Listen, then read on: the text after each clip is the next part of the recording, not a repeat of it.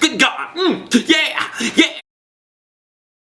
Hey fam, what's up? This is Robert Anton here, robertantonnyc, coming to you with your no frills, the voice commentary from a singer. Oh yeah, baby, we are back for another week of the battle rounds, which is one of my favorite rounds. Is it one of your favorites too? Let me know down in the comments. We started out, this is night 3 of course. Miranda, Lambert, the band Perry, Jill Scott, and Aloe Blacc are all back to help coach the contestants. And TeamAdam started out first with Ellis versus Josh Kaufman doing Happy by Pharrell. And in band rehearsals, both guys were grooving on the song, right? And Adam suggested that they add some guttural James Brown type elements.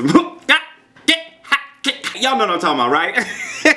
I just felt that at the moment, right? Aloe and Adam gave them both some good pointers and seemed to want them to borrow the best elements of each other's strengths in the final rehearsal. So they were working together on the performance elements of this thing and in the beginning, and each brought their own styles and sounds. I was loving Austin's energy, but much preferred the warm tones coming out of Josh. And then he gave us that falsetto note, and I was sealed. He sealed my vote right then and there. Nice ending for both of them too. Shakira and Adam stood for them. Blacc called Austin a solid singer but favored Josh. Usher also favored Josh. Shakira called it one of the best battles and didn't really choose a favorite. And Adam chose Josh Kaufman. He said because he's a great talent and kept up with Austin's energy. Next we had TeamBlake with Alaska and Maddie versus Audra McLaughlin, and they did When Will I Be Loved by Ronstadt. And in first rehearsal, Audrey was advised not to scoop into the beginning of every line, and the duo got great advice on choosing where to sing harmonies. In performance, they started out with some really good harmony, all of them together, and then got a little sassy, you know? It seemed to me like Audrey got a whole lot more solo time, especially her first solo was like really long compared to the others. Maddie was bringing the most outside musical influence to the mix with the ad-libs, more like a rocker chick, right? And that last harmony was great too. Usher said Audrey held her own and gave both some advice. Shakira told the duo the harmonies were sometimes over the top. Adam complimented both but said this was more in the duo's wheelhouse. And Blacc chose Audra McLaughlin, saying her voice is missing from country radio right now. He grew up with that type of voice. So then Adam was trying to get Shakira to steal the duo, and then castigated Usher, was like, why didn't you steal? Because he didn't steal them. And then went backstage to say how upset he was that no one stole them. Well man, if you hadn't used up your saves already, you could have stole them. Yeah. You got who you want on your team, try to get somebody else to put them on their team. He didn't have a steal left naturally. Woo, and I'm over here about to lose my voice. Alright, give me a little drink.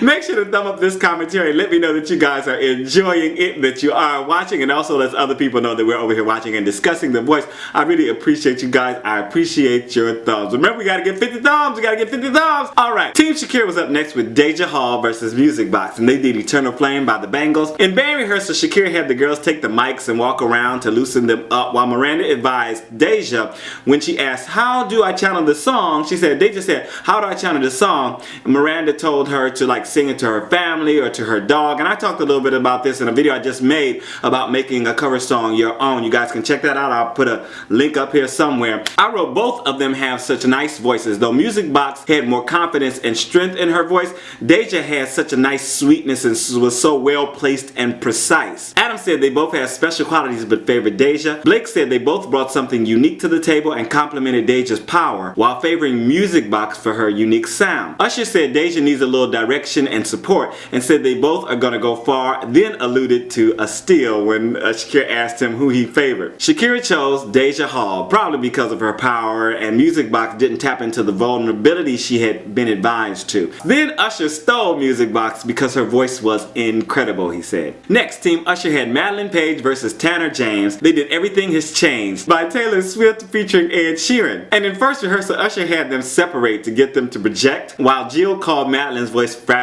like China, and Jill advised them to be an actor as well as a singer and to follow their instincts. So they got a lot of good advice in the final rehearsal. Then in the performance, Madeline had such a tender and sweet voice when she started out, and she started out really great. And Tanner came in with just as much sweetness, kind of matching hers. When they turned to see each other, it was on. And they really they had a nice chemistry going, and this was very sweet. And then he kind of just led her downstage, but not by touching her or pulling, but he just was looking looking at her and just like did like this. They were so in tune to each other that she just followed him right on down, which was really nice. Just a small gesture. They just had it right there and they just moved on downstage together, and I really enjoyed that. Adam said it was cute overload and called it romantic and sweet. Shakira said it was sweet and believable and called them both amazing. Blacc said they were both very specific in their individuality but preferred Madeline. And Usher chose Madilyn Paige after praising her to high heaven, you know, and when he was talking about her. And then he was like, oh, and but if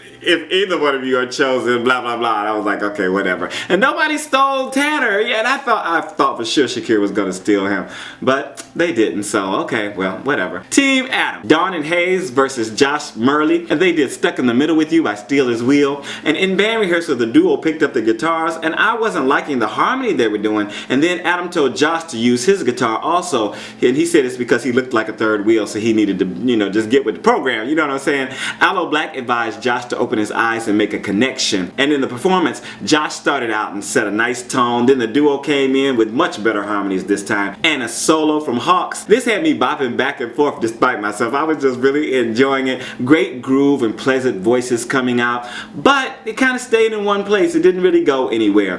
Blacc said there was never a moment, but it was pitch perfect. Usher said he was glued, but waiting for their individuality to surface, and favored Josh. And Adam chose Dawn and Hawks because of their connection to each other and vocal ability. And Shakira stole Josh at the last moment as he was walking out because she said he has a cool and different tone. And for the final battle of the night, we had TeamUsher with Bria Kelly versus Tess Boyer. They did "Piece of My Heart" by Janice Joplin.